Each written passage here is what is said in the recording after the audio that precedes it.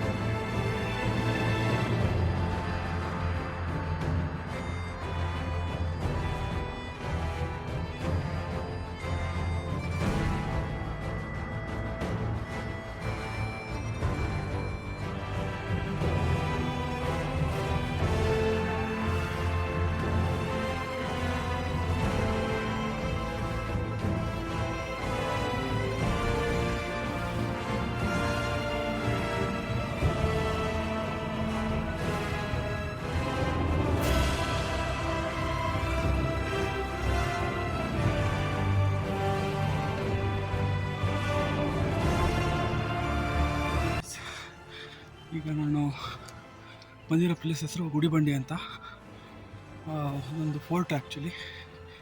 ಈಗ ಮೇಲೆ ಹತ್ತಾ ಇದ್ದೀನಿ.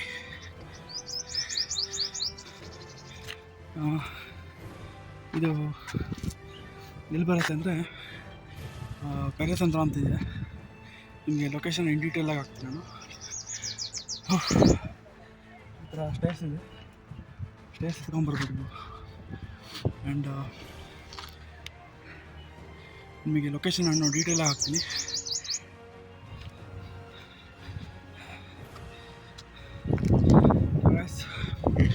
ಈಗ ಬರ್ತಾ ನೀವೇನಾದರೂ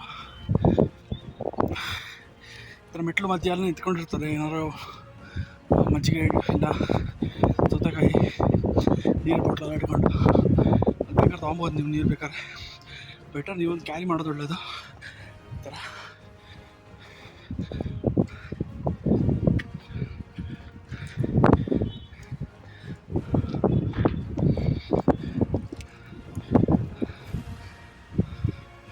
ಸೊ ಇವತ್ತೊಂದು 3-4 ಪ್ಲೇಸಸ್ಸು ನಾನು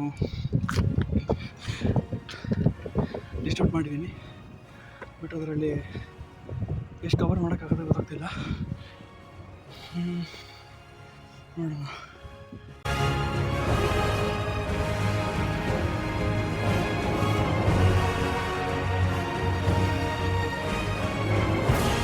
ಇದು ನೀವೊಂದು ಅಬ್ಸರ್ವ್ ಮಾಡಿದ್ದೀರೋ ಇಲ್ಲ ಗೊತ್ತಿಲ್ಲ, ಬೆಂಗಳೂರು ಏನಿದೆ ಅದು ಕರ್ನಾಟಕದವ್ರಿಗಿಂತ ಹೊರಗೆ ರಾಜ್ಯದವರು ಅಂದರೆ ತಮಿಳ್ನಾಡು ಆಗಿರ್ಬೋದು, ಆಂಧ್ರ ಪ್ರದೇಶ, ತೆಲಂಗಾಣ, ಸೊ ಇವರಿಗೆ ಹತ್ರ ಆಗಿದೆ ಅನಿಸುತ್ತೆ. ಒಂದು ಸತಿ ಯೋಚನೆ ಮಾಡಿ ನೋಡಿ, ನಿಜ ಅನ್ಸುತ್ತೆ ನಿಮಗೂ.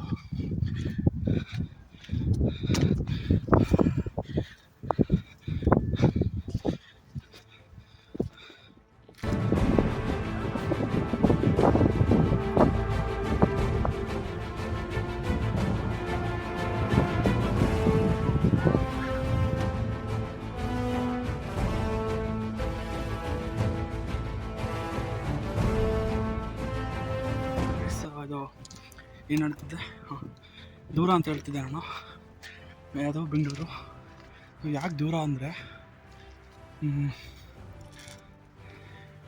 ಫಾರ್ ಎಕ್ಸಾಂಪಲ್ ನಾನು ಏನಾದ್ರು ನಮ್ಮೂರಿಂದ ಬರಬೇಕು ಅಂದರೆ ಒಂದು 6 ಅವರ್ಸ್ ಆಗಬೇಕು. ಅಂದರೆ ಇದು ಕರ್ನಾಟಕ ಸ್ಟೇಟ್ ಕ್ಯಾಪಿಟಲ್ ಆಗಿರೋದಕ್ಕಾಗಿ ನಾನು ಆಲ್ಮೋಸ್ಟ್ ಒಂದು 6 ಅವರ್ಸು 5 ಅವರ್ಸ್ ಟ್ರಾವೆಲ್ ಮಾಡಬೇಕು. ಅದೇ ಈ ಆಂಧ್ರ ಪ್ರದೇಶ, ತಮಿಳ್ನಾಡು, ಸೊ ಈ ಥರ ಇದರಲ್ಲೆಲ್ಲ ಇದ್ದವರಿಗೆ ಜಾಸ್ತಿ ಟ್ರಾವೆಲ್ ಮಾಡೋದು ಬೇಡ ಅವರು. ಸೊ ಹೀಗಿದ್ದಾಗ ನಿಮಗೆ ಕೆಲಸಕ್ಕೂ ಇಲ್ಲೇ ಜಾಸ್ತಿ ಓಡಾಡಬೇಕು, ಅಂದರೆ ಇಲ್ಲಿಗೆ ಡಿಪೆಂಡ್ ಆಗಿರಬೇಕು, ಇಲ್ಲ ಬೇರೆ ಸ್ಟೇಟಿಲ್ಲ ಅಬ್ರಾಡಿಗೆ ಹೋಗಬೇಕು. ಸೊ ಈಗ ಒಂದು ಥಾಟ್ ಬಂದಿತ್ತು ನನಗೆ, ಈ ಕರ್ನಾಟಕದಲ್ಲಿ ಏನಾಗ್ತಿದೆ ಅಂದರೆ ಸೆಂಟ್ರಲೈಸೇಷನ್ ಆಗ್ತಿದೆ. ಸೊ ಲೈಕ್ ಎಲ್ಲ ಕಂಪ್ನಿನೂ ಬ್ಯಾಂಗ್ಳೂರಿಗೆ ಜಾಸ್ತಿ ಬರ್ತಾರೆ. ಆ್ಯಂಡ್ ಇವನ್ ಜನನೂ ಕೂಡ ಬರ್ತಾರೆ ನಾರ್ತ್ ಇಂಡಿಯಾದಿಂದ, ಬೇರೆ other part of north eastern part ಸೈಡಿಂದೆಲ್ಲ ಬ್ಯಾಂಗ್ಳೂರಿಗೆ ಬರ್ತಾರೆ. ಸೊ ಇದನ್ನು ಡಿಸೆಂಟ್ರಲೈಸ್ಡ್ ಮಾಡಿದ್ರೆ ಅಂದರೆ ಒಂದಷ್ಟು ಕಂಪ್ನಿಗೆ ಬೇರೆ ಡಿಸ್ಟಿಕಲ್ಲಿ ಸ್ವಲ್ಪ ಅವ್ರಿಗೆ ಏನಾದ್ರು ಡಿಸ್ಕೌಂಟು, ಟ್ಯಾಕ್ಸ್ ರಿಡಂಪ್ಷನ್ ಕೊಡೋದಾಗಿರ್ಬೋದು, ಈ ಥರ ಏನಾದ್ರು ಮಾಡಿದ್ರೆ ಸೊ ಅಲ್ಲೂ ಬೇರೆ ಬೇರೆ ಡಿಸ್ಟಿಕಲ್ಲೂ ಅವರು ಎಸ್ಟಾಬ್ಲಿಷ್ ಮಾಡ್ಬೋದು ಕಂಪ್ನಿನ. ಸೊ ಇದರಿಂದ ಏನಾಗುತ್ತೆ, ಆ ಡಿಸ್ಟಿಕಲ್ಲಿದ್ದವ್ರನ್ನ ಅಲ್ಲೇ ಹೋಗ್ತಾರೆ, ಆಲ್ಮೋಸ್ಟ್ ಅಲ್ಲಿ ಸುತ್ತಮುತ್ತ ಡಿಸ್ಟಿಕಲ್ಲಿ. ಸೊ ಬೆಂಗಳೂರಿಗೆ ಬರೋ ಅವಶ್ಯಕತೆ ಇರೋಲ್ಲ ಅಂತ ನಾನು ಹೇಳ್ತೀನಿ.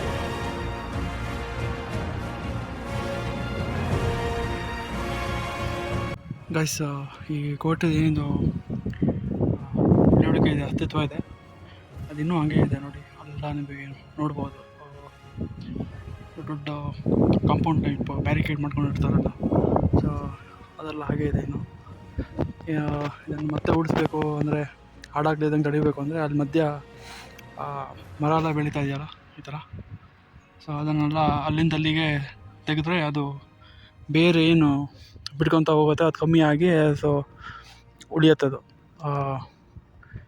ಇಲ್ಲಾಂದರೆ ಅದು ಆಮೇಲೆ ಬಿರುಕು ಬಿಡ್ತಾ ಆಮೇಲೆ ಲೂಸ್ ಆಗ್ತಾ ಬರುತ್ತೆ ಆ ಫೌಂಡೇಶನ್ಸ್ ಎಲ್ಲ.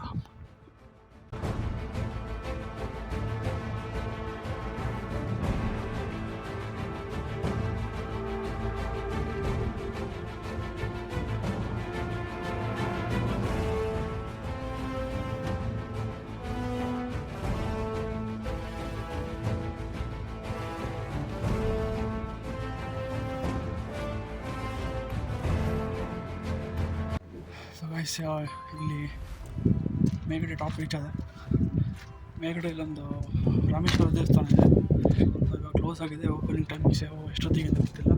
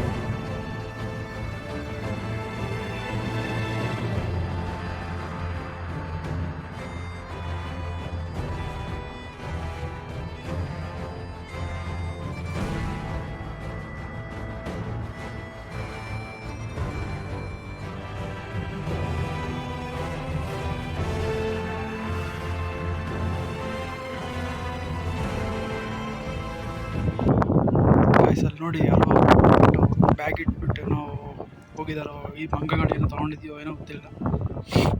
ಬಟ್ ಬಟ್ ಈ ಥರ ಮಂಗಗಳಿಗೆಲ್ಲ ಇಲ್ಲಿ ಈ ಥರ ಜಾಗದಲ್ಲೆಲ್ಲ ಏನೋ ಫುಡ್ ಕೊಟ್ಟರೆ ಅದರದ್ದು ನ್ಯಾಚುರಲ್ ಇನ್ಸ್ಟೆಂಟ್ ಏನಿರುತ್ತೆ ಅಂದರೆ ಪ್ರಕೃತಿಯಲ್ಲಿ ಏನು ಸಿಗುತ್ತೋ ಅದನ್ನು ಹುಡ್ಕೊಂಡು ತಿನ್ನೋದು ಕಮ್ಮಿ ಆಗುತ್ತೆ ಅನ್ಕೋತೀನಿ. ಇಲ್ಲೇ ಆದರೂ ಅದಕ್ಕೆ ನೀರು ಏನಾದರೂ ಕೊಡ್ಬೋದು, ನೀರು ಏನೋ ಬಂದು ಕೇಳಿದ್ರೆ ಕೊಡ್ಬೋದು. ಬಟ್ ಈ ಥರ ಫುಡ್ ಕಿಟ್ ಎಲ್ಲ ಕೊಡೋಕ್ಕೆ ಹೋಗ್ಬೇಡಿ ಯಾವತ್ತು, ಯಾಕಂದರೆ ಅದಕ್ಕೆ ಅದು ಯೂಸ್ ಟು ಆಗಿಬಿಟ್ಟಿರುತ್ತೆ. ಆಮೇಲೆ ಅದಕ್ಕೆ ಎಲ್ಲರೂ ಏನೋ ಕೊಡ್ತಾ ತಿಂಡಿ ಅಂತ ಇಲ್ಲ, ಅದಕ್ಕೆ ಅಡ್ಜಸ್ಟ್ ಆಗಿರುತ್ತೆ. ಅದಕ್ಕೆ ಯಾವತ್ತೂ ಮಂಗಗಳಿಗಾಗಲಿ ಏನಾದರೂ ಹಕ್ಕಿಗಳಿಗೆಲ್ಲ ಕೊಡೋಕ್ಕೆಲ್ಲ ಹೋಗ್ಬೇಡಿ.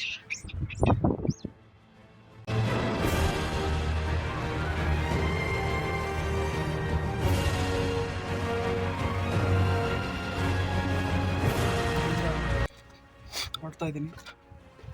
ನೆಕ್ಸ್ಟು ಒಟ್ಟದ ಹೊಸಳ್ಳಿ ಲೇಕ್ ಅಂತ, ಆಮೇಲೆ ಅಲ್ಲಿ ನೆಕ್ಸ್ಟು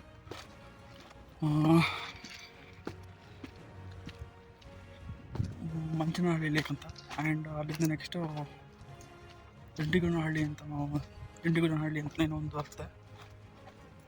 ಸೊ ಅಲ್ಲಿಗೆ ಹೋಗ್ಬಿಟ್ಟು ಆಮೇಲೆ ಅಲ್ಲಿಂದ ನೆಕ್ಸ್ಟು ಅದೇ ಹೋಗಿ ಪ್ಲ್ಯಾನ್ ಮಾಡ್ಕೊಂಡಿದ್ದೀನಿ ಹೋಗೋಕ್ಕೆ. ಟೈಮ್ ಆದರೆ ಅದೇ ಹೋಗಿ ಹೋಗ್ತೀನಿ, ಇಲ್ಲಾಂದರೆ ಡೈರೆಕ್ಟ್ ಮನೆಗೆ ಹೋಗ್ತೀನಿ.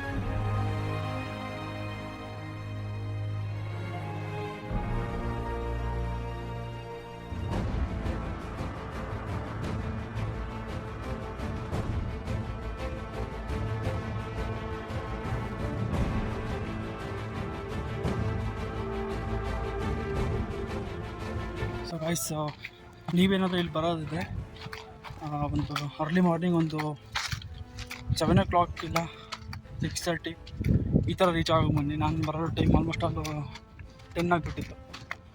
ಸೊ ಇದಕ್ಕೆ ಸ್ವಲ್ಪ ಬಿಸಿಲಾಗ್ಬಿಟ್ಟಿರುತ್ತೆ. ಇವಾಗ ನಾನು ಬಂದಿದ್ದು ಮಂತ್, ಆ್ಯಕ್ಚುಲಿ ನಾನು ಇದು ವೀಡಿಯೋ ಅಪ್ಲೋಡ್ ಮಾಡೋದು ಸ್ವಲ್ಪ ಲೇಟ್ ಆಗ್ಬೋದು. ಈಗ ಜನವರಿ ಹೆಂಗೆ ಬಂದೆ ನಾನು, ಫೆಬ್ರವರಿ. ಸೊ ನೀವೇನಾದ್ರು ಬೇಗ ಬನ್ನಿ ಅಂತ ಹೇಳ್ತೀನಿ. ಸೊ ಬೆಂಗಳೂರಿಂದ ಅರೌಂಡ್ ಒಂದು 120 kilometers ಆಗ್ಬೋದು. ಲೊಕೇಶನ್ನ ನಾನು ಪಿನ್ ಮಾಡಿರ್ತೀನಿ.